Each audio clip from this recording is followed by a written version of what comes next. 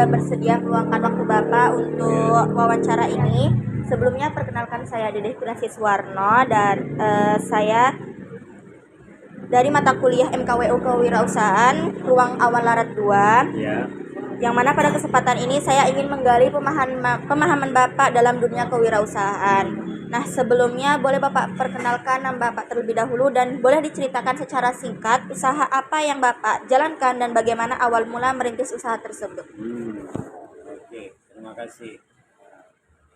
Perkenalkan ini nama saya M. Syam. Ya. M. Syam. Jadi nama usaha ini Serambi percetakan Serambi fotokopi gitu. Jadi awal kita berdirinya usaha ini awalnya di tahun 99. Udah lahir kalian? Belum, Pak. Belum ya? Iya. Tahun 99 Bapak merintis di Fakultas FIPA. Kemudian di tahun 2005 itu saya dapat undangan untuk membuka secara lelang diadakan di Fakultas Teknik. Alhamdulillah saya ikut waktu itu, saya jebol gitu. Jadi kan 2 tempat. Kemudian saya di sini berdirinya di tahun 2001 enggak 2001 tempat ini. Nah, jadi saya dulu punya 3 usaha, semuanya fotokopi. Jadi cikal bakal usaha fotokopi ini memang sih ini udah di bidang saya, di bidang Bapak waktu itu kan. Kemudian ya itulah berdirinya sampai sekarang alhamdulillah gitu. Nah, cuman karena sekarang ini kayaknya kita mengalami perubahan masa transisi. Misalnya dulu sebelum Covid, sebelum dunia digital mulai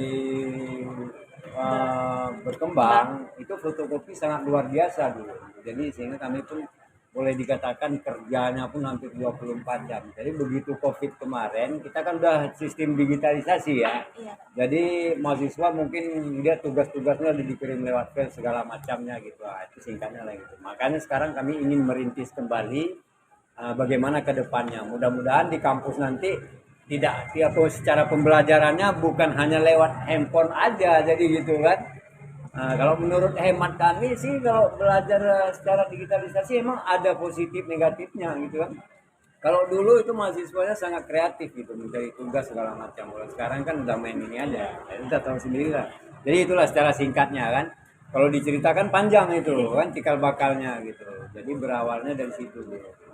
Terus apa lagi ya? Baik, Pak.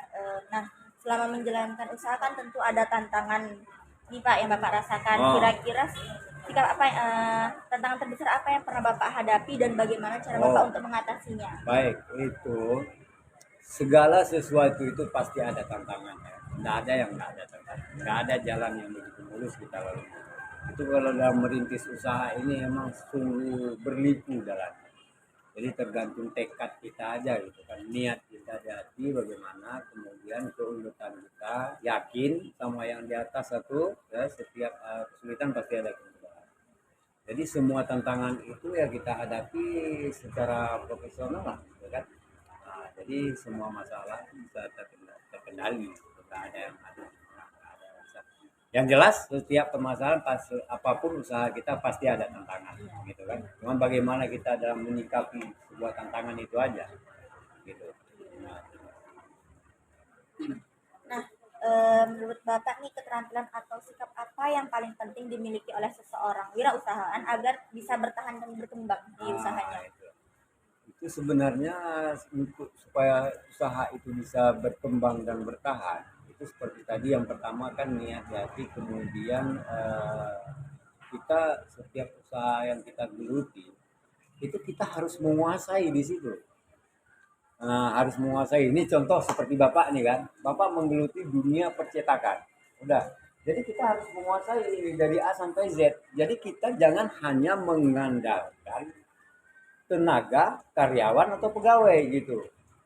Jadi kalau kita mengandalkan tenaga orang, ini kan orang bermacam-macam tipikalnya. Nanti di saat dia bertingkah, ini usaha kita down jadinya, nggak ada yang menjalankan. Jadi jika kita yang punya usaha menguasai semua permasalahan yang ada di sini, kalaupun seorang pegawai kita itu dia bertingkah, silakan kalian pergi. Kalau emang nggak sanggup kerja lagi, toh usaha kita masih tetap jalan. Tapi kalau kita mengandalkan tenaga orang, jelas tertutup kan jadinya kan. Jadi nggak akan bisa jalan. Jadi itu kunci yang paling pertama ya. Itu yang harus betul, betul. Jadi setiap usaha itu seperti bapak ini mama ya. Ini kan sekarang kemarin ini kan adik ipar yang mengelola. Jadi karena nggak becus sama dia, nah udah bapak suruh dia berhenti. Nah, bapak benahi lagi. Karena ini pekerjaan ini bapak udah dari A sampai Z udah bapak kuasai semua dan ilmu yang bapak turunkan ke dia semuanya gitu kan. Jadi gitu. Jadi itu kunci utama. Jadi semua apapun bidang usaha yang kita geluti, kita harus menguasai diri. Contoh ini umpamanya kita jualan masak-masakan, mengandalkan tenaga yang masak gitu kan, bertingkah dia udah siapa yang masak, ataupun bertingkah dia nanti dikasih garam agak lebih sedikit udah asin lari pelanggan semua ya.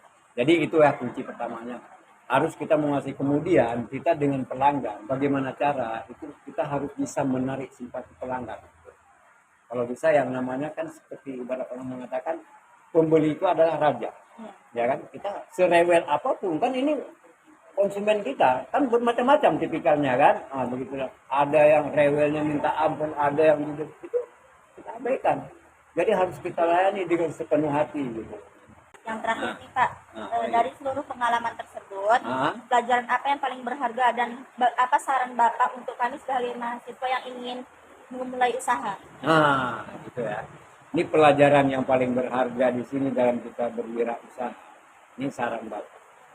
Kita kan ini adik kuliah itu bukan semata-mata untuk menjadi sebagai seorang pegawai negeri, tidak bisa ya kan.